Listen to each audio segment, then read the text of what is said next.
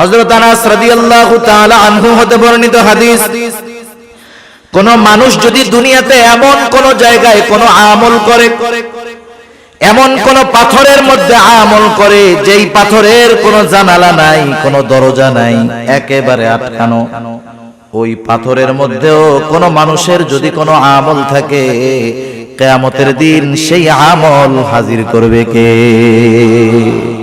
আল্লাহ তাআলা কোরআনুল কারীমের মধ্যে বলেন, ওয়ানাদাউল মাওয়াজিনাল কিসতা লিয়াউমিল কিয়ামাতি ফালা তুযলামু নাফসুন শাইআ ওয়া ইন কানা মিসকালা হাববাতিন মিন খারদালিন আতাইনা বিহা ওয়া কাফা বিনা হাসিবিন। আল্লাহ তাআলা বলেন, আমি কিয়ামতের দিন ইনসাফের বিচারালয় কায়েম করব, ন্যায় বিচারের আদালত কিয়ামতের দিন আমি আল্লাহ কায়েম করব। বাস্তব কথা, তিতা লাগলেও সত্য কথা, দুনিয়ার আদালতগুলোর মধ্যে ইনসাফ নাই, বেইনসাফি ভরা।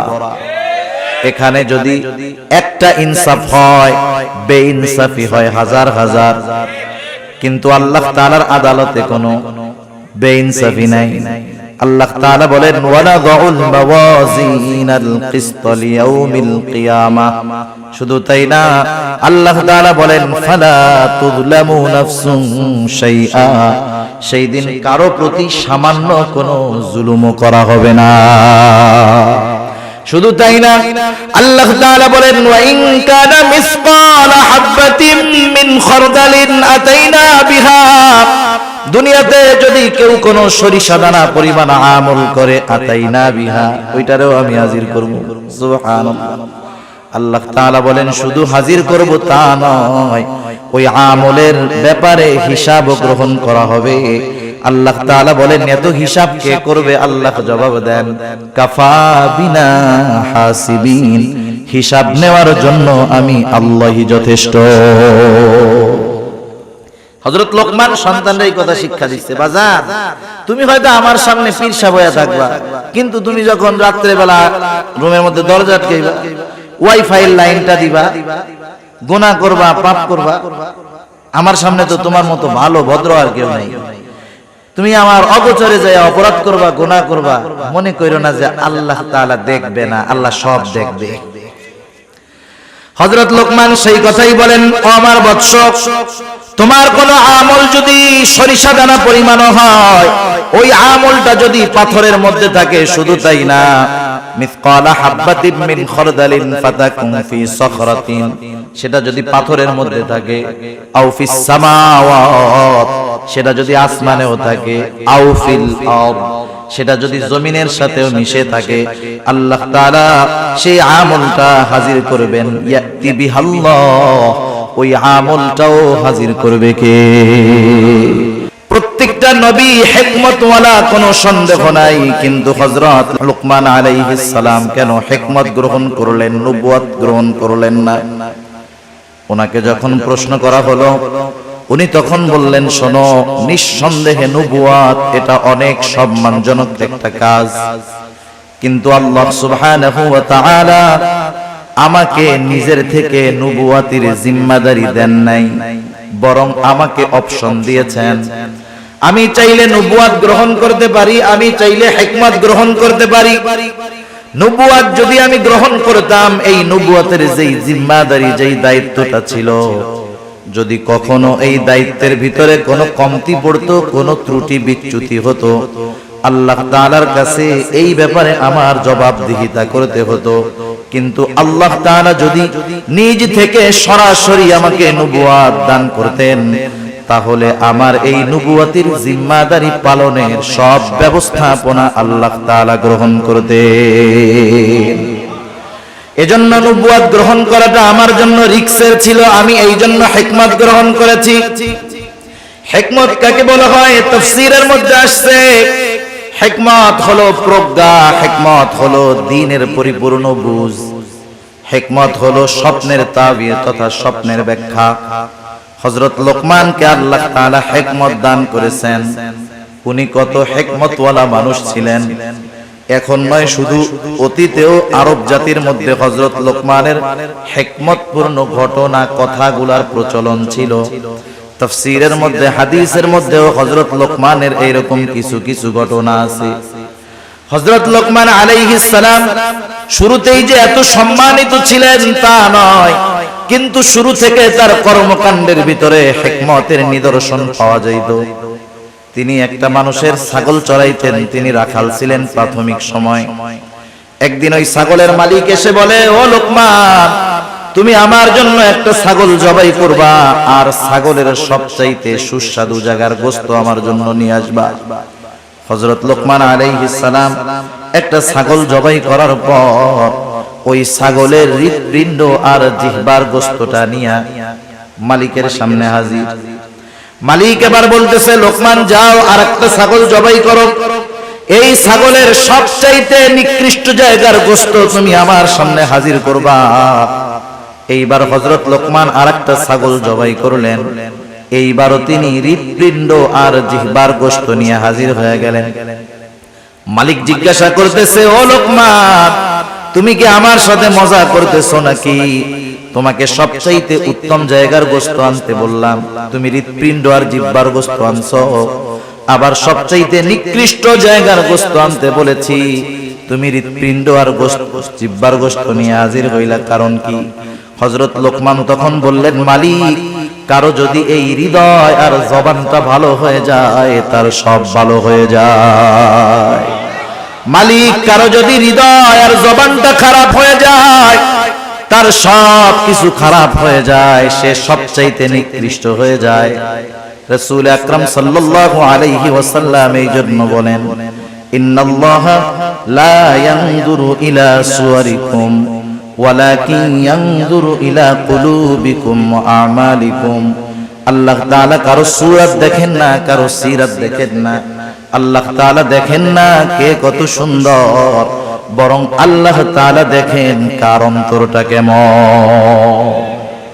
সেজন্য চেহারা, সূরত, সার্টিফিকেট এগুলার কোনো দাম আল্লাহ তাআলার কাছে নাই। যদি হইতো তাহলে আবু জেহেল সম্মানিত ব্যক্তি হইতো, হযরত বেলাল সম্মানিত ব্যক্তি হতে পারতো। হযরত লোকমান উনিও এরকম ছিলেন, হাবশী কালো গোলাম, কালো চুলগুলা কোকড়া, পাগুলা ছড়ানো, ঠোঁটটা মোটা। এক কথায় আমাদের দৃষ্টিতে একটা মানুষকে অসুন্দর দেখার জন্য যা কিছু দরকার সব তার মধ্যে ছিল, কিন্তু আল্লাহ সুবহানাহু ওয়া তাআলা কেমন সম্মান দিয়েছেন। হযরত লোকমান তিনি একদিন মানুষের সামনে বক্তব্য দিচ্ছেন, বক্তৃতা দেওয়ার জন্য দাঁড়ায় গেছেন। উপস্থিত শ্রোতাদের মধ্য থেকে একজন দাঁড়ায় বলে, ও লোকমান, আপনি আপনার বক্তব্য দেওয়ার আগে আপনার নিকটে আমার একটা প্রশ্ন আছে, অনুগ্রহ করে জবাব দিবেন।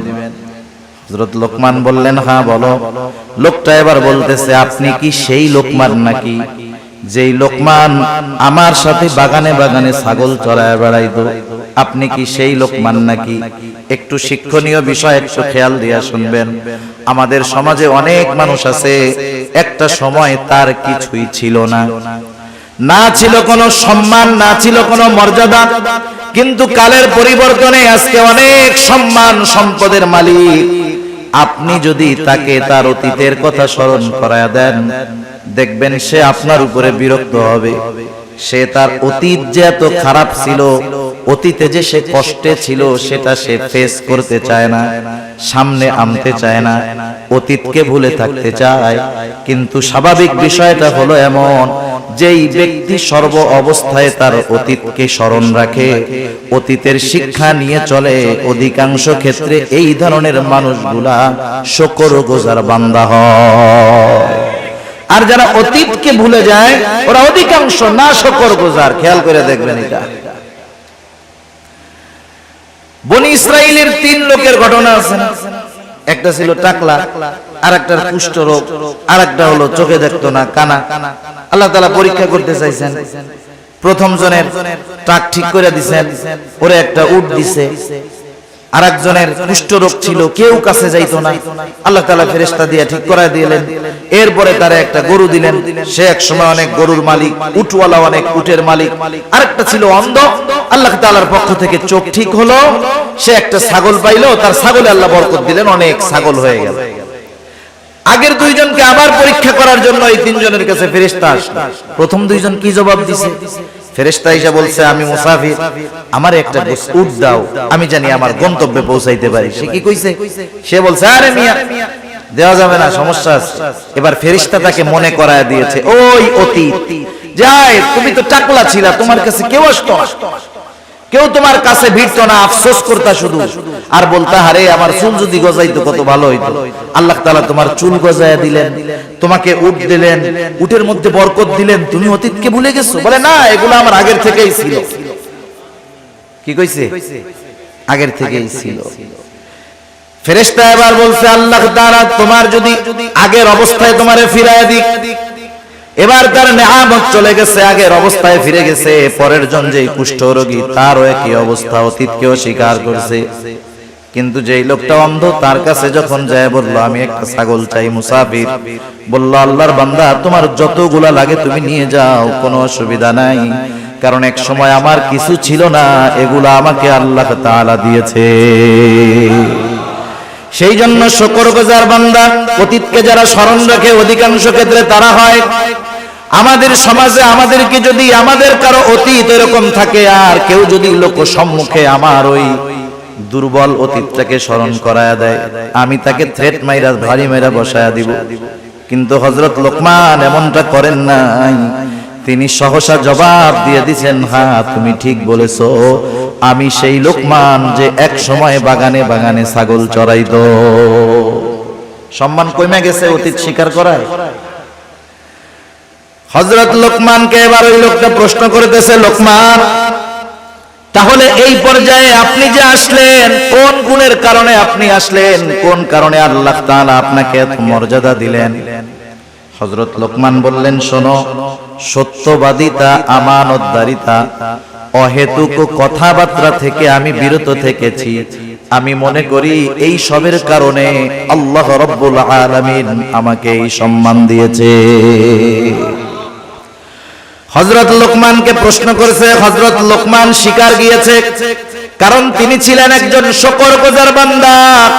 আল্লাহ তাআলা হযরত লোকমানের ব্যাপারে সেই জন্য বলেন, ওয়ালাকাদ আতাইনা লোকমানাল হিকমাতা আনিশকুর লিল্লাহ, আমি লোকমানকে হিকমত প্রদান করেছি, আনিশকুর লিল্লাহ, যাতে সে আল্লাহ তাআলার শুকরগুজার করে, আল্লাহ তাআলার কৃতজ্ঞতা প্রকাশ করে।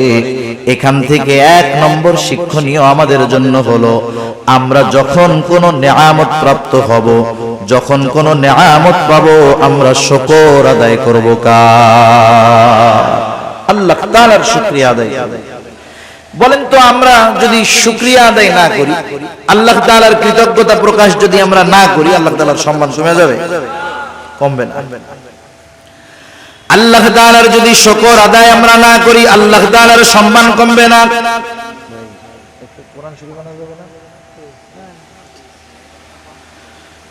আল্লাহ তাআলার শুকরিয়া আমরা যদি সারা দুনিয়াবাসী না করি, আল্লাহ তাআলার সম্মান কমবে না। আর যদি তামাম দুনিয়ার মানুষ আল্লাহ তাআলার কৃতজ্ঞতা প্রকাশ করে, আমাদের শুকরিয়ার কারণে আল্লাহর ইজ্জত বাড়বেও না। তাইলে শুকরিয়া আদায় করলে আল্লাহ তাআলার কোনো লাভ নাই, না করলে আল্লাহ তাআলার কোনো ক্ষতিও নাই। এজন্য আল্লাহ তাআলা বলেন, ওয়ামান ইয়াশকুরু ফাইন্নামা ইয়াশকুরু লিনাফসি, যে কৃতজ্ঞতা প্রকাশ করে সে সেটা তার নিজের জন্যই করে।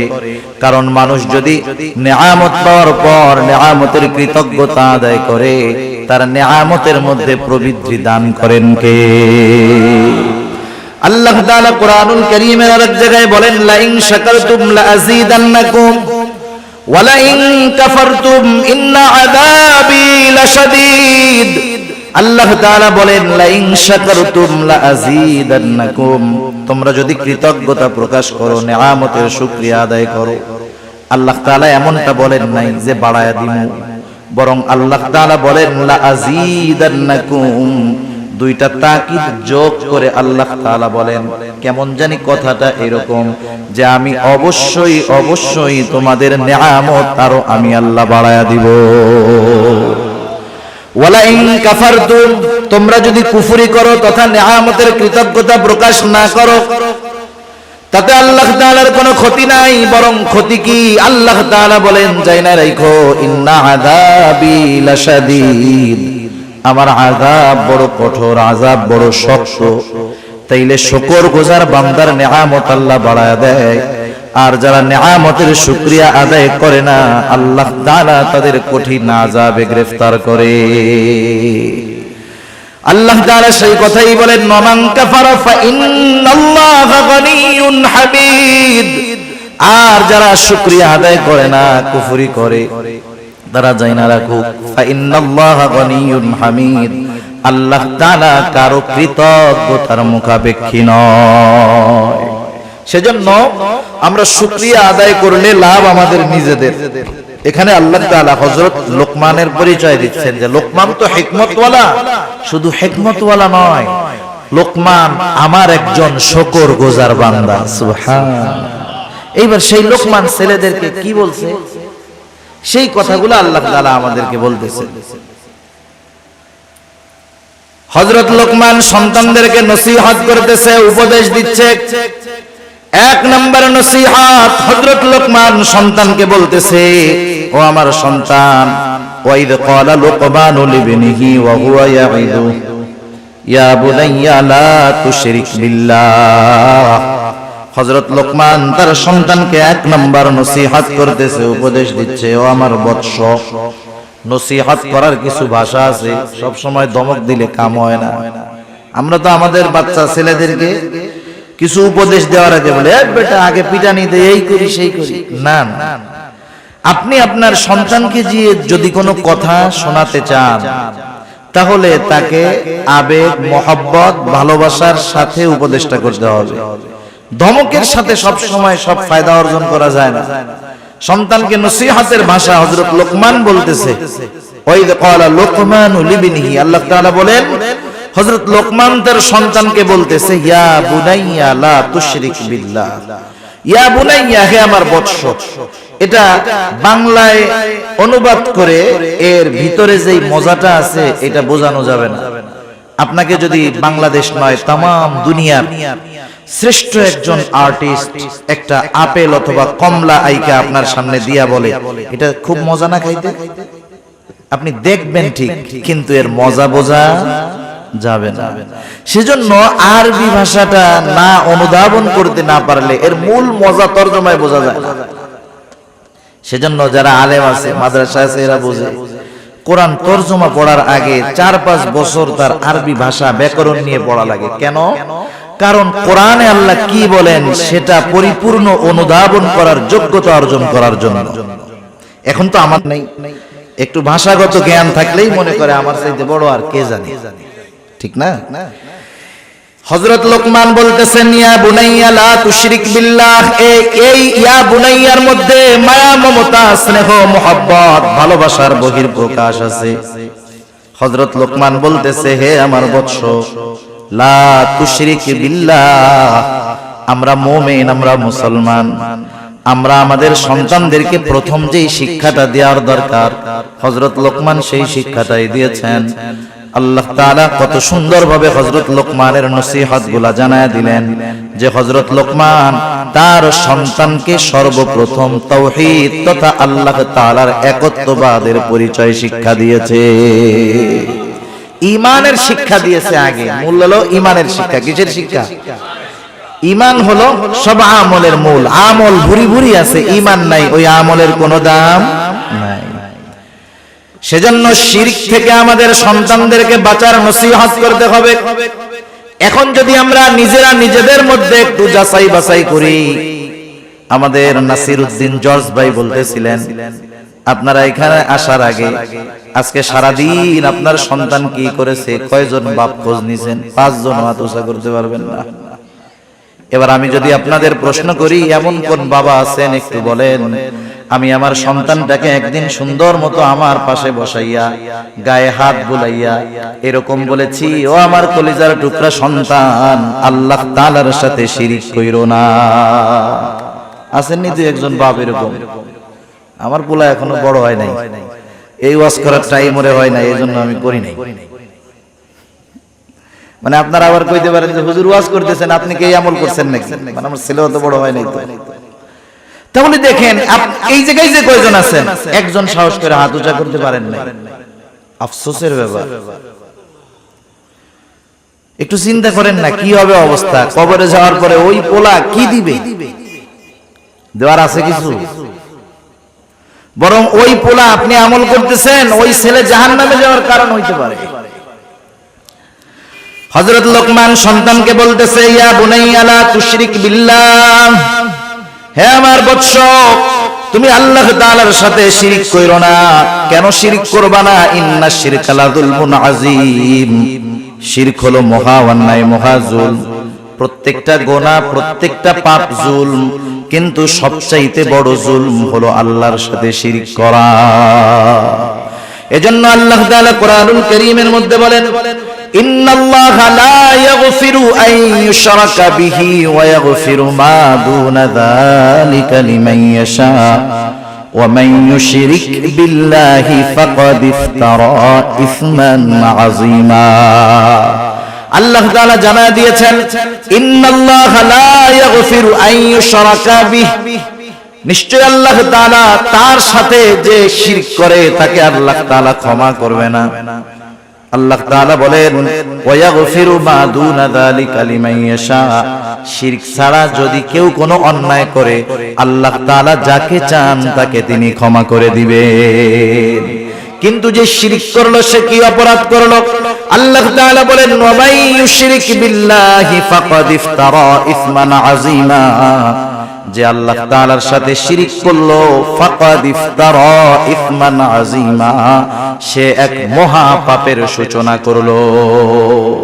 এজন্য এই পৃথিবীতে যার দ্বারা শিরক শুরু হয়েছে, কিয়ামত পর্যন্ত যত শিরক হবে সব শিরকের সমপরিমাণ গুনাহ তার আমলনামায় যোগ হবে।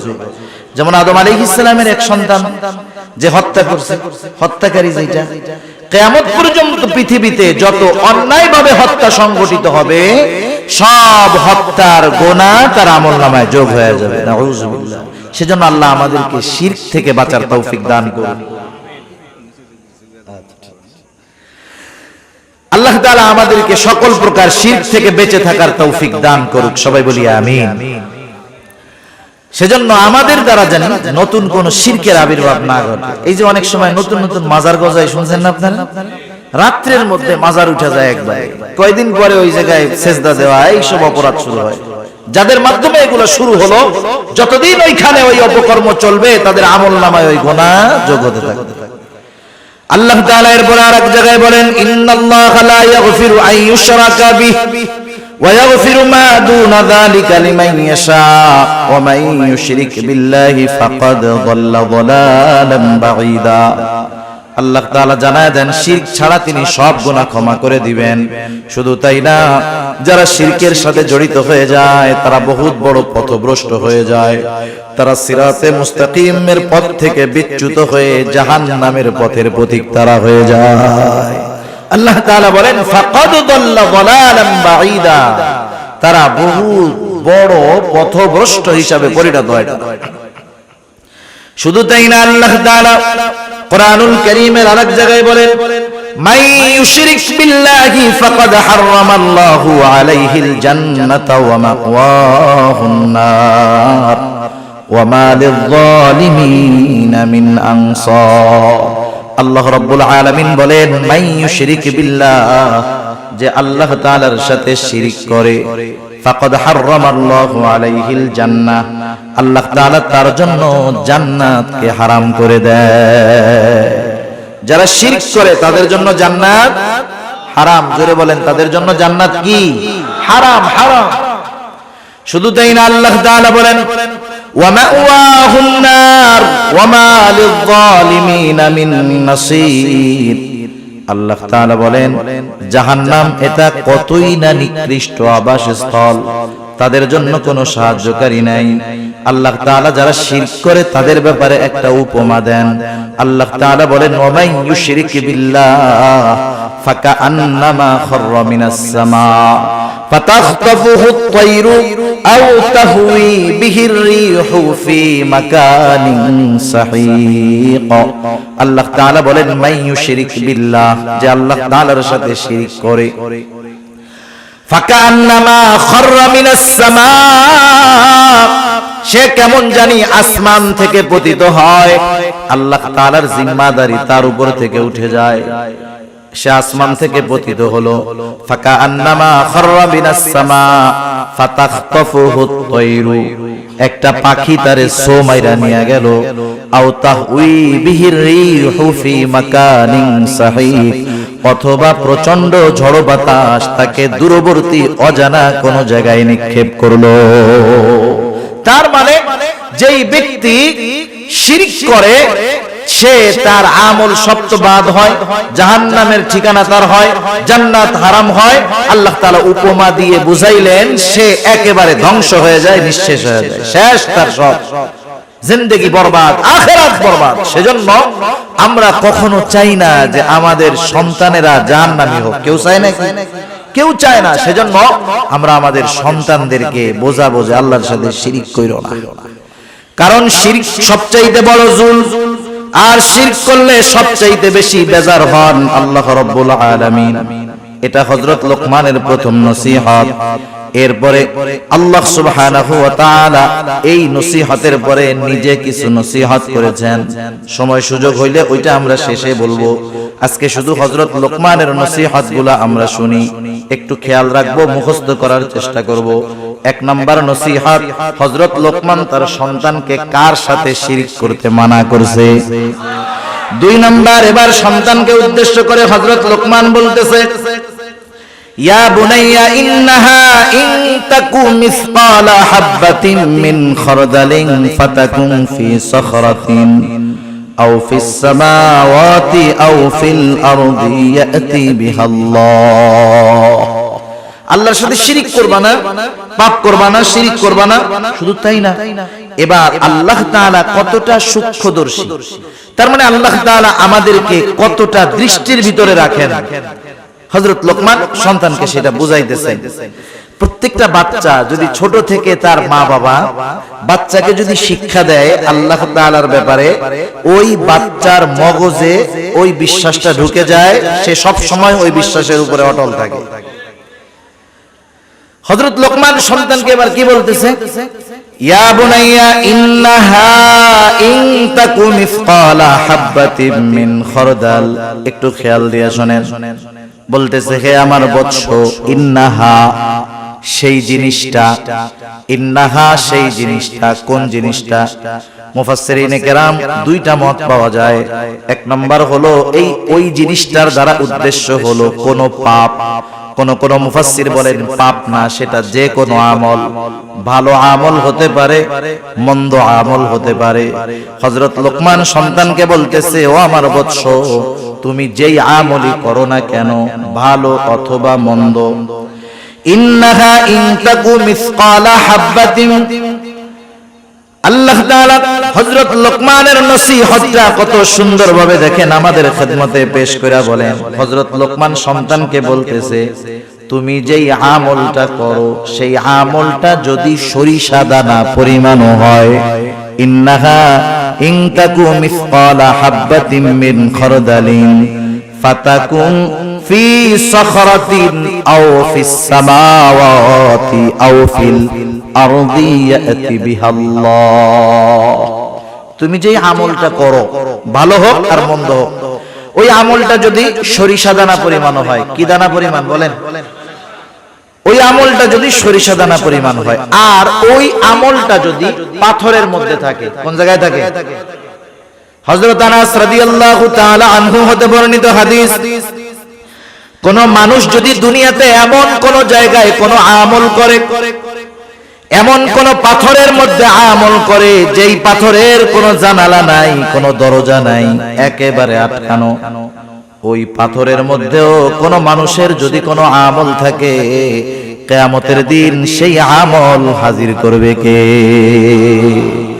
আল্লাহ তাআলা কোরআনুল কারীমের মধ্যে বলেন, ওয়ানাদাউল মাওয়াজিনাল কিসতা লিয়াউমিল কিয়ামাতি ফালা তুযলামু নাফসুন শাইআ ওয়া ইন কানা মিসকালা হাববাতিন মিন খারদালিন আতাইনা বিহা ওয়া কাফা বিনা হাসিবিন। আল্লাহ তাআলা বলেন, আমি কিয়ামতের দিন ইনসাফের বিচারালয় কায়েম করব, ন্যায় বিচারের আদালত কিয়ামতের দিন আমি আল্লাহ কায়েম করব।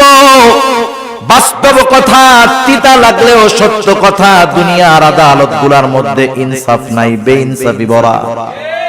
এখানে যদি একটা ইনসাফ হয়, বেইনসাফি হয় হাজার হাজার, কিন্তু আল্লাহ তাআলার আদালতে কোনো বেইনসাফি নাই। আল্লাহ তাআলা বলেন, ওয়ানাদাউল মাওয়াজিনাল কিসতা লিয়াউমিল কিয়ামাহ। শুধু তাই না, আল্লাহ তাআলা বলেন, ফালা তুযলামু নাফসুন শাইআ। সেই দিন কারো প্রতি সামান্য কোনো জুলুমও করা হবে না। শুধু তাই না, আল্লাহ তাআলা বলেন, ওয়া ইন কানা মিসকালা হাববাতিন মিন খারদালিন আতাইনা বিহা। দুনিয়াতে যদি কেউ কোনো সরিষা দানা পরিমাণ আমল করে, আতাইনা বিহা, ওইটারেও আমি হাজির করব। সুবহানাল্লাহ। আল্লাহ তাআলা বলেন, শুধু হাজির করব তা নয়, ওই আমলের ব্যাপারে হিসাব গ্রহণ করা হবে। আল্লাহ তাআলা বলেন, এত হিসাব কে করবে? আল্লাহ জবাব দেন, কাফা বিনা হাসিবিন। হিসাব নেওয়ার জন্য আমি আল্লাহই যথেষ্ট। হযরত লোকমান সন্তানদের এই কথা শিক্ষা দিচ্ছে, বাজার তুমি হয়তো আমার সামনে পীর সাহেব হয়ে থাকবা, কিন্তু তুমি যখন রাত্রে বেলা রুমের মধ্যে দরজা আটকাইবা, ওয়াইফাই লাইনটা দিবা, গুনাহ করবা, পাপ করবা, আমার সামনে তো তোমার মতো ভালো ভদ্র আর কেউ নাই। তুমি আমার অগোচরে যায় অপরাধ করবা, গুনাহ করবা, মনে কইরো না যে আল্লাহ তাআলা দেখবে না, আল্লাহ সব দেখবে। হযরত লোকমান সেই কথাই বলেন, ও আমার বৎস, তোমার কোন আমল যদি সরিষা দানা পরিমাণ হয়, ওই আমলটা যদি পাথরের মধ্যে থাকে, শুধু তাই না, মিসকালা হাববাতিন মিন খারদালিন ফাতাকুন ফি সখরাতিন, সেটা যদি পাথরের মধ্যে থাকে, আও ফিস সামাওয়াত, সেটা যদি আসমানেও থাকে, আও ফিল আরদ, সেটা যদি জমিনের সাথেও মিশে থাকে, আল্লাহ তাআলা সেই আমলটা হাজির করবেন। ইয়াতি বিহাল্লাহ, ওই আমলটাও হাজির করবে কে? আল্লাহ তাআলা কেন হাজির করতে পারেন? কারণ আল্লাহ তাআলা ইন্নাল্লাহা লাতীফুন খাবীর, কারণ আল্লাহ তাআলা হলেন সব খবর জানে। শুধু তাই না, সূক্ষ্ম দ্রষ্টা, সূক্ষ্ম থেকে সূক্ষ্মাতীত সব বিষয়ের খবর আল্লাহ তাআলার কাছে আছে। আরে আমল সংগঠিত হওয়ার পরে তো সেটা আল্লাহ তাআলা জানেন। আমি যখন কোনো আমল করার চিন্তা করি, বদ আমলের চিন্তা করি, সেটারও খবরও যিনি জানেন তিনি কে? আল্লাহ তাআলা সূরাতুল কাফের মধ্যে বলেন, ওয়ালাকাদ খালাকনাল ইনসানা ওয়া না'লামু মা তুওয়াসওয়িসু বিহি নাফসুহু ওয়া নাহনু আকরাবু ইলাইহি মিন হাবলিল ওয়ারিদ। আল্লাহ তাআলা বলেন, আমি মানুষ সৃষ্টি করেছি, ওয়া না'লামু মা তুওয়াসওয়িসু বিহি নাফসুহু, আমি জানি কোন জিনিস তার অন্তরের মধ্যে ওয়াসওয়াসা দেয়। ওয়াসওয়াসা দেখা যায় নাকি? দুনিয়ার মধ্যে তো এমন প্রযুক্তি আছে, একটা মানুষ অসুস্থ হয় নাই, কিন্তু তার কোনো অর্গান অসুস্থ হতে পারে, শরীরের কোনো অংশ অসুস্থ হতে পারে, হয় নাই। ওই লোকটারে যদি এমআরআই মেশিনের মধ্যে ঢুকায় দেওয়া হয়, রিপোর্ট বের হয়ে আসবে আপনার কিডনি অসুস্থ হয় নাই, তবে হতে পারে, যত্ন নেন। কিন্তু দুনিয়ায় এমন কোন মেশিন আছে নাকি যার মধ্যে ঢুকায় দিলে আমার আপনার অন্তরে কি আছে রিপোর্ট আকারে বের হবে? আছে? নাই। কিন্তু আল্লাহ তাআলা বলেন, ও আমার গোলাম, আমি তোমাকে সৃষ্টি করেছি, শুধু তাই না, আমি এটাও জানি তোমার অন্তরের মধ্যে কোন জিনিসে ওয়াসওয়াসা দেয়। কেন জানেন? আল্লাহ তাআলা বলেন, ওয়া নাহনু আকরাবু ইলাইহি মিন হাবলিল ওয়ারিদ। আমি তোমার অন্তরের ওয়াসওয়াসার খবর জানার কারণ হলো আমি তোমার শাহরগের চাইতে অধিক নিকটে। তার মানে আমার ভাষায় আমি মাঝে মধ্যে বলি, আমি আমার যত কাছে তার চাইতে বেশি কাছে কে? আল্লাহ এত কাছে, সেজন্য আমার প্রত্যেকটা পদক্ষেপ আল্লাহর নজরের বাইরে না। গহীন অরণ্যের মধ্যে গভীর রাত্রে যদি একটা পাতা পড়ে, সেই পাতা পড়ার খবরটাও জানে কে? আল্লাহ তাআলা জানে। এত সূক্ষ্মদর্শী আল্লাহ তাআলা। তাহলে এই টেন্ডেন্সি, এই চিন্তা, এই দর্শন, এই মতবাদ, এই ফিকির, এই চিন্তা যেটাই কর না কেন, এটা যদি একটা মানুষের মধ্যে সর্ব অবস্থাতে থাকে, ও যখন একা থাকবে ও চিন্তা করবে সব দেখতেছে কে? এই চিন্তাটা সন্তানের মধ্যে ঢুকায়া দেন। এই চিন্তা সন্তানের মধ্যে ঢুকান, পরিবারের মানুষের মধ্যে ঢুকান। আমরা চেষ্টা করি, বারবার বলি, ইনশাআল্লাহ সন্তানের চরিত্র বাপের সামনে যেমন হবে, লাইট নিভাইয়া দরজা আটকাইয়া ঘরের মধ্যে গেলেও সেম কোয়ালিটির চরিত্রই থাকবে। ঠিক কিনা? চারিত্রিক শিক্ষা দিয়েছে এই জায়গায়। কি শিক্ষা দিয়েছে? প্রথম শিক্ষা দিয়েছে ঈমানের শিক্ষা। কিসের শিক্ষা? এখানে দিয়েছে চারিত্রিক শিক্ষা, বিষয় একটা, কিন্তু এর মধ্যেই চরিত্র সংশোধনের শিক্ষা হযরত লোকমান তার সন্তানকে দিয়ে দিয়েছে। এরপরে শিক্ষা দিয়েছে সামাজিকতা। ইসলাম সামাজিকতার সর্বোচ্চ শিক্ষা দিয়েছে। হযরত লোকমান এবার তার সন্তানকে বলতেছে, ইয়া বুনাইয়া আকিমিস সালাহ ওয়া'মুর বিল মা'রুফি ওয়ানহা আনিল মুনকার ওয়াসবির আলা মা আসাবাক ইন্না যালিকা মিন আজমিল উমুর। হযরত লোকমান এবার সন্তানদের শিক্ষা দিচ্ছে দায়িত্ববোধ সম্পর্কে। এটা হলো দায়িত্ববোধ সম্পর্কে হযরত লোকমান সন্তানদের শিক্ষা দিচ্ছে। বেশি সময় আমি আর নিব না আপনাদের, কারণ 12টা বেজে গেছে, এত রাত করা যাবে না, অল্প সময়। হযরত লোকমান সন্তানদের বলতেছে, ইয়া বুনাইয়া আকিমিস সালাহ, এ বৎস নামাজ কায়েম কর। কি কায়েম করবেন? আমার আগে এক হুজুর নামাজের কথা বলছে, আমি ওই জায়গায় শুনছি। তাহলে অভিভাবক নিজে নামাজ পড়লে হবে না, নামাজ পড়ার জন্য সন্তানকে আদেশ করতে হবে।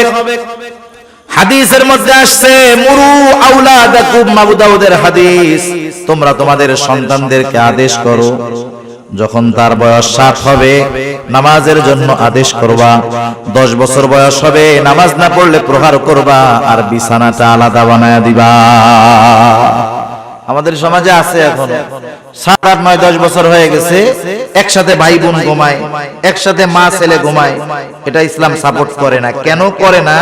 আপনাদের এলাকায় আলহামদুলিল্লাহ অনেক আলেম আছে, ওনাদের কাছ থেকে একটু জেনে নিবেন। কথা বুঝতে পারছেন? সেজন্য বাচ্চারা বড় হইলে বিছানা আলাদা করে দিতে হবে। 7 বছর হলে নামাজের আদেশ, 10 বছর হলে নামাজ না পড়লে প্রহার করতে হবে। আর আল্লাহ তাআলা বলেন, ওয়া'মুর আহলাকা বিস-সালাতি ওয়াসতাবির আলাইহা লা নাসআলুকা রিজকা নাহনু নারযুকুকা ওয়াল আকিবাতু লিত-তাকওয়া। আল্লাহ তাআলা বলেন, ওয়া'মুর আহলাকা বিস-সালাহ, তুমি একা নামাজ পড়লে হবে না, তুমি তোমার পরিবার আহাল যারা আছে তাদেরকেও নামাজের জন্য আদেশ দাও। কারণ কিয়ামতের দিন সর্বপ্রথম নামাজের হিসাব হবে। কিয়ামতের দিন প্রথম হিসাব কিসের হবে? নামাজের। এজন্য সন্তানদের নামাজি বানাইতে হবে। যে নামাজি সে সঠিক পথের উপরে থাকার চেষ্টা করে। এরপর হযরত লোকমান তার সন্তানকে বলতেছে, ওয়া'মুর বিল মা'রুফি ওয়ানহা আনিল মুনকার, ভালো কাজের আদেশ করো, অসৎ কাজের নিষেধ করো। সন্তানকে হযরত লোকমান বলতেছে, আমরা হলাম শ্রেষ্ঠ উম্মত। কি উম্মত? একটু জোরে বল, আরো জোরে বলেন, কি উম্মত? আজকে 12ই রবিউল আউয়াল। অনেকে কইতে পারে, হুজুর কেন আজকে অন্য ওয়াজ করতেছে, এটা কেন করলো না? আগেও শুনলাম কয়েকজন কিছু একটা বলছে, এই জন্য বললাম না। আবার ওই যে বললাম আপনাদের জর্জ ভাই কথা বললো, আমি চিন্তা করলাম এই বিষয়টাই বলি। তা যাই হোক, ভালো কাজের আদেশ, অসৎ কাজের নিষেধ। আর আমরা কি উম্মত? শ্রেষ্ঠ উম্মত। এটা কি চাপার জোরে হওয়া যাবে? শ্রেষ্ঠ উম্মত হতে হবে আল্লাহ তাআলার ফর্মুলা অনুযায়ী। আল্লাহ তাআলা কোরআনুল কারীমের মধ্যে বলেন, কুনতুম খায়রা উম্মাতিন উখরিজাত লিন-নাস তা'মুরুনা বিল মা'রুফ ওয়া তানহাউনা আনিল মুনকার ওয়া তু'মিনুনা বিল্লাহ। শ্রেষ্ঠ উম্মত যদি হতে হয় 3টা জিনিস মাস্ট বি লাগবে। আল্লাহ তাআলা বলেন তোমরা হইলা শ্রেষ্ঠ উম্মত, মানুষের কল্যাণের জন্য তোমাদেরকে বের করা হয়েছে। এখন কোন কাজ করলে তোমরা শ্রেষ্ঠ উম্মত হবা? মনে রাখবেন একজন বেধর্মী সেও কিন্তু নবীর উম্মত। তাইলে শ্রেষ্ঠ উম্মত হওয়ার জন্য তিনটা কাজ। এক নাম্বার কাজ তা'মুরুনা বিল মারুফ, ভালো কাজের আদেশ করবা। দুই নাম্বার তানহাউনা আনিল মুনকার, মন্দ কাজে বাধা প্রদান করবা। ওয়া তু'মিনুনা বিল্লাহ, আর আল্লাহ তাআলার প্রতি ঈমান আনবা। ঈমানের সাথে ভালো কাজের আদেশ, অসৎ কাজের নিষেধ, এরা হলো শ্রেষ্ঠ উম্মত। এখন যেই জামানা চলতেছে হুজুর, ভালো কাজের আদেশ করলেও জান যায়, মন্দ কাজের থেকে বাধা দিলেও জান শেষ। কি করব?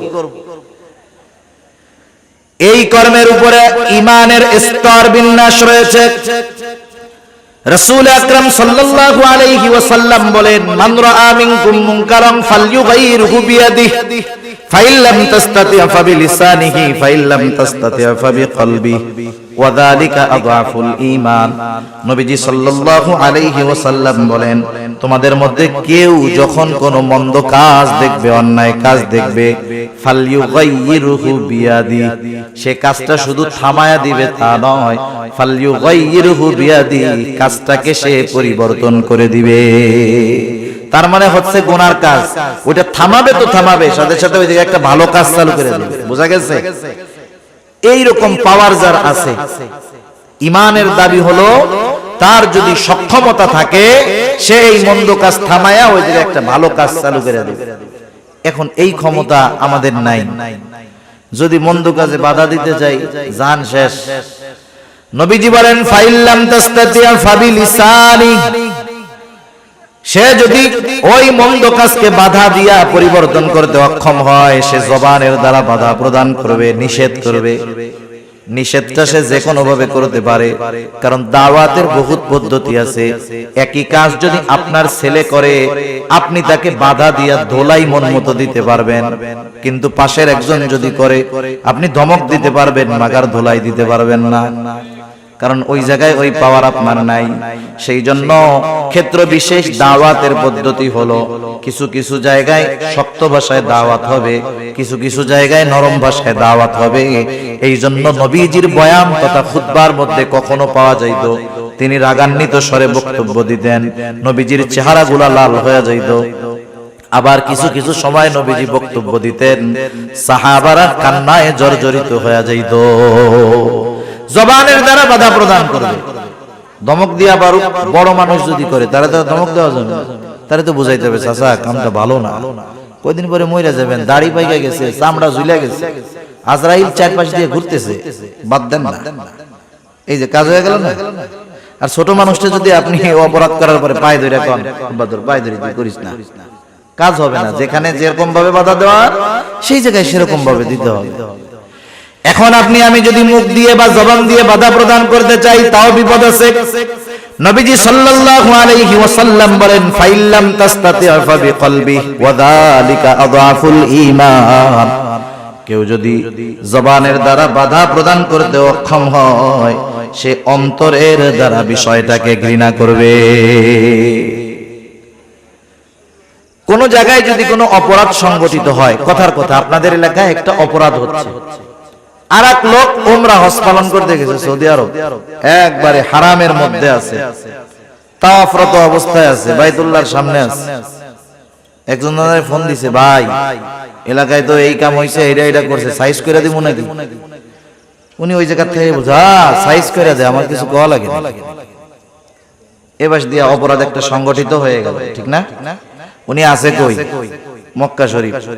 উনি যদিও এই অপরাধ যেখানে হচ্ছে সেখানে নাই, কিন্তু এটাকে সমর্থন দেওয়ার কারণে উনি ওই অপরাধীদের শামিল।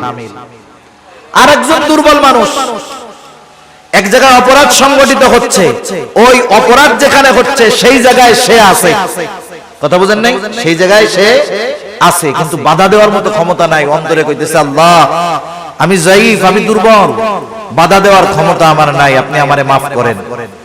ওই জায়গায় অপরাধ হচ্ছে, গুনাহ হচ্ছে, সে উপস্থিত, তবে সে অক্ষম বাধা দিতে, সে যদিও ওই জায়গায় আছে কিন্তু আল্লাহ তাআলার কাছে তার অক্ষমতা প্রকাশ করার কারণে সে যেন কেমন যেন ওই গুনার সাথে তার কোনো সম্পৃক্ততা নাই।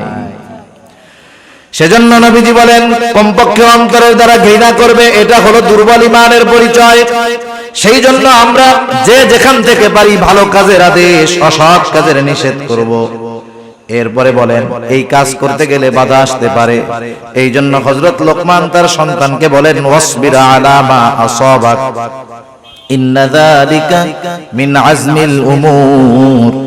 এই কাজ করতে গিয়া যদি কখনো বিপদ আপদ আসে, ওয়াসবির তুমি সবর করো, মুসিবত আসলে সবর করো, ইন্না যালিকা মিন আজমিল উমুর, নিশ্চয় এটা বড় জটিল এক কাজ, এটা বিশাল এক জিনিস, সাধারণ কাজ না। এরপরে হযরত লোকমান সন্তানকে সামাজিকতা শিক্ষা দিচ্ছে, মানুষের সাথে কিভাবে মিশতে হবে। হযরত লোকমান সন্তানকে বলতেছে ওয়ালা তুসাইর খাদ্দাকা লিন্নাসি ওয়ালা তামশি ফিল আরদি মারহা। 10 মিনিট কষ্ট হইতেছে নাকি আপনাদের? আর 10-15 মিনিট সর্বোচ্চ। ওয়ালা তুসাইর খাদ্দাকা লিন্নাসি ওয়ালা তামশি ফিল আরদি মারহা। সন্তানকে বলতেছে আমার সন্তান তুমি কখনো মানুষের দিক থেকে মুখ ফিরায়া তুমি কথা বলবা না, তার মানে অহংকারের সাথে তুমি মানুষের সাথে কথা বলবা না। অহংকার বড় জঘন্য এক পাপ। ইবলিসের আমলের কমতি ছিল না, কিন্তু সব নষ্ট হয়ে গেছে যেই কারণে সেটার নাম হলো অহংকার।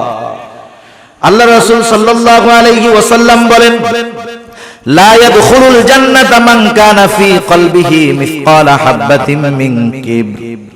যার অন্তরের মধ্যে সরিষা দানা পরিমাণ অহংকার থাকবে সে জান্নাতে প্রবেশ করতে পারবে না। সেজন্য দুনিয়ায় সম্পদ, শিক্ষা, সার্টিফিকেট, যোগ্যতা, ডিগ্রি থাকতে পারে, এটা নিয়ে অহংকার করার কোনো কিছু নাই। সম্পদ আপনাদের এলাকা এখানে বা সারা বাংলাদেশে এমন কেউ আছে নাকি যে কারুনের চাইতে ধনী ছিল? আছে? দেখেন এই সম্পদ নিয়ে অহংকার করছে, সম্পদ সহ সে শেষ। ক্ষমতার দিক দিয়ে যদি হিসাব করেন ফেরাউন, নমরুদ, হামান, বখতেনসর এদের মতো ক্ষমতাওয়ালা কেউ নাই, অথচ অহংকার করেছে, অবাধ্য হয়েছে, সীমা লঙ্ঘন করেছে, সব শেষ। ইবলিসের মতো আমলের কোনো অভাব নাই, আমলদার কেউ ছিল না, অহংকার করেছে, সব শেষ। এজন্য আল্লাহর নবী বলেন, আল্লাহ তাআলা বলেন আল কিবরিয়া উরিদাই, অহংকার হলো আমার চাদর। সেই জন্য আমরা অহংকার করব না। অহংকারের দ্বারা ক্ষতি হলো জান্নাতের মধ্যে প্রবেশ করা যাবে না, অহংকার থেকে বাঁচতে হবে। হযরত লোকমান সন্তানদেরকে সেই কথা শিক্ষা দিলেন যে সন্তান মানুষের সাথে মুখ ফিরায়া তথা অহংকারের সাথে তুমি কখনো কথা বলবা না। ওয়ালা তামশি ফিল আরদি মারহা, জমিনের উপরে কখনো গর্ব ভরে পদচারণ করবা না, জোরে জোরে পা ফালাইয়া একবারে স্টাইল দিয়া হাঁটবা না। রহমানের বান্দাদের কিছু গুণাবলী আল্লাহ তাআলা সূরাতুল ফুরকানের মধ্যে আল্লাহ তাআলা তার স্পেশাল বান্দাদের কিছু গুণাবলী বর্ণনা করেছেন। আল্লাহ তাআলা বলেন ওয়া ইবাদুর রহমানিল্লাযীনা ইয়ামশুনা আলাল আরদি হাওনা ওয়া ইযা খাতাবাহুমুল জাহিলুনা ক্বালু সালামা। রহমানের বান্দা হলো তারা কারা? ওয়া ইবাদুর রহমান আল্লাযীনা ইয়ামশুনা আলাল আরদি হাওনা, যারা মধ্যপন্থা অবলম্বন করে একেবারে নম্রতার সাথে পথ চলে, তারা রহমানের বান্দা। সুবহানাল্লাহ। সেজন্যই লাফায় লাফায় পথ চললে, পা ফলায় পথ চললে ওরকম না। আল্লাহ তাআলা কোরআনুল কারীম সূরা বনী ইসরাঈলের মধ্যে বলেন ওয়ালা তামশি ফিল আরদি মারহা ইন্নাকা লান তাখরিকাল আরদা ওয়া লান তাবলুগাল জিবালা তুলা ওয়ালা তামশি ফিল আরদি মারহা।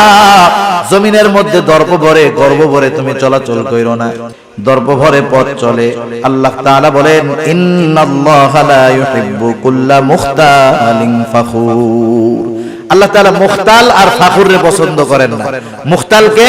মুখতাল হলো যে নিজের নিজে বড় মনে করে, নিজের নিজে বড় মনে করে, আর ফাখুর হলো যে ওই বড়ত্বটা মানুষের সামনে প্রকাশ করে, নিজে নিজে মনে করে যে আমি সবচেয়ে ভালো, আমার চেয়ে ভালো আর কি।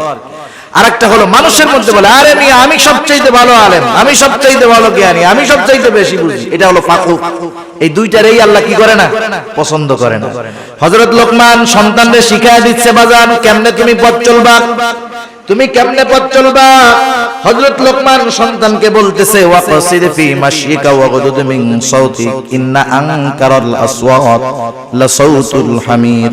হযরত লোকমান সন্তানকে বলতেছে তুমি জমিনের মধ্যে মধ্যম পন্থা অবলম্বন করে হাঁটবা, অতি দ্রুত গতিতে হাঁটবা না, ইহুদি খ্রিস্টানদের মতো আস্তে আস্তে হাঁটবা না, মধ্যম পন্থা অবলম্বন করে হাঁটবা। আর একটা উপদেশ শিক্ষা দিল যে তুমি তোমার কণ্ঠস্বরকে একটু নিচু কইরা রাখবা। ওয়াগদুদ মিন সাউতিক, তুমি তোমার কণ্ঠস্বরকে উচ্চ আওয়াজে কোনো আওয়াজ করবা না, কণ্ঠস্বরকে নিম্নে রাখবা। আল্লাহ তাআলা কত সুন্দর দেখেন এই উচ্চ কণ্ঠস্বর যাদের, বিনা কারণে মাঝে মধ্যে অনেক মানুষ আছে ধমক দিয়া ওঠে, আছে না? গলাটা বড় যদি রাখতে পারে 10 জনের মধ্যে ঝগড়া যখন লাগে মনে করে আমার চাইতে আর কে বড়, আবার পরে এসে এই বেটা ওই জায়গায় আমার গলাই শুধু শোনা গেছে, জানো আর কারো কথাই শোনা যায় না। আল্লাহ তাআলা বলে তুই হলে গাধা। কি বলেন? ইন্না আনকারাল আসওয়াতি লা সাউতুল হামির, নিশ্চয় গাধার আওয়াজ সর্বনিকৃষ্ট আওয়াজ। এগুলা সামাজিকতার শিক্ষা দিয়েছে কত সুন্দরভাবে হযরত লোকমান তার সন্তানকে। নৈতিকতার শিক্ষা, ঈমানের শিক্ষা, গুনার থেকে বাঁচার শিক্ষা, মানুষের সাথে চলাচল আচরণের শিক্ষা হযরত লোকমান সন্তানকে দিয়েছে। বাবা হিসেবে উনি যেমন নসিহত করেছেন, অনুরূপ ভাবে আমাদের প্রত্যেকের উচিত যারা বাবা হয়েছেন, যারা হবেন, এই নসিহতগুলা জানা, আবেগ মোহাব্বত ভালোবাসার সাথে সন্তানদেরকে এই নসিহতগুলা করা। আল্লাহ তৌফিক দান করুক, সকলে বলি আমিন। দোয়া হয়ে যাবে। একটা মসজিদ, এই মসজিদের উদ্যোগে মাহফিল আপনারা জেনে মজিদ। আল্লাহুম্মা বারিক আলা মুহাম্মাদিন ওয়া আলা আলি মুহাম্মাদিন কামা বারাকতা আলা ইব্রাহিম ওয়া আলা আলি ইব্রাহিম ইন্নাকা হামিদুম মাজিদ। الحمد لله رب العالمين والعاقبة للمتقين والصلاة والسلام على خير خلقه محمد وعلى آله وأصحابه أجمعين. ربنا ظلمنا أنفسنا وإن لم تغفر لنا وترحمنا لنكونن من الخاسرين. ربنا آتنا في الدنيا حسنة وفي الآخرة حسنة وقنا عذاب النار. ربنا لا تزغ قلوبنا بعد إذ هديتنا وهب لنا من لدنك رحمة إنك أنت الوهاب. ওগো দয়াময় আল্লাহ, গভীর রাত পর্যন্ত দিনই আলোচনা করার পর গুনাহ মাখা হাত আপনার দরবারের দিকে তুলে ধরেছি। হায় আল্লাহ, রাত্র যত গভীর হয় দুনিয়ার মানুষের দরজাগুলা বন্ধ হয়ে যায়, আর রাত্র যত গভীর হয় আপনার রহমতের দুয়ার তত উন্মোচিত হয়। আমরা গুনাহগার, আপনি তো গফফার। আয় আল্লাহ, যে যেখান থেকে হাত উঁচু করেছে আমাদের প্রত্যেকের বিগত জীবনের সকল কবিরা সগীরা গুনাহগুলো আপনি মাফ করে দেন ইয়া রাব্বাল আলামিন। আমাদের আত্মীয় স্বজনের গুনাহগুলো মাফ করে দেন আল্লাহ। যারা দুনিয়াতে বেঁচে আছে তাদেরকে মাফ করে দেন, যারা দুনিয়া ছেড়ে অন্ধকার গহীন কবরে চলে গেছে তাদের গুনাহগুলো মাফ করে কবরগুলো আপনি জান্নাতের টুকরা বানায় দেন ইয়া রাব্বাল আলামিন। খাস করে আজকের এই মাহফিল আপনি কবুল আর মঞ্জুর করে নেন। আয় আল্লাহ, যে মসজিদের উদ্যোগে মাহফিল, মসজিদখানা কবুল আর মঞ্জুর করেন আল্লাহ। যারা অর্থ দিয়ে, শ্রম দিয়ে, সময় দিয়ে, সৎ পরামর্শ দিয়ে বিভিন্নভাবে সহযোগিতা করেছে আল্লাহ, প্রত্যেকের ছোট বড় সকল প্রকার সাহায্য সহযোগিতা আপনি কবুল আর মঞ্জুর করে নেন। কে কোন আশায় সহযোগিতা করেছে আপনার জানতে বাকি নাই। প্রত্যেকের মনের নেক চাওয়া নেক আশা আপনি কবুলের মঞ্জুর করে নেন ইয়া রাব্বাল আলামিন। এই মসজিদের যা কিছু প্রয়োজনীয়তা আছে আপনি আপনার গায়বী খাজানা থেকে ব্যবস্থা করে দেন।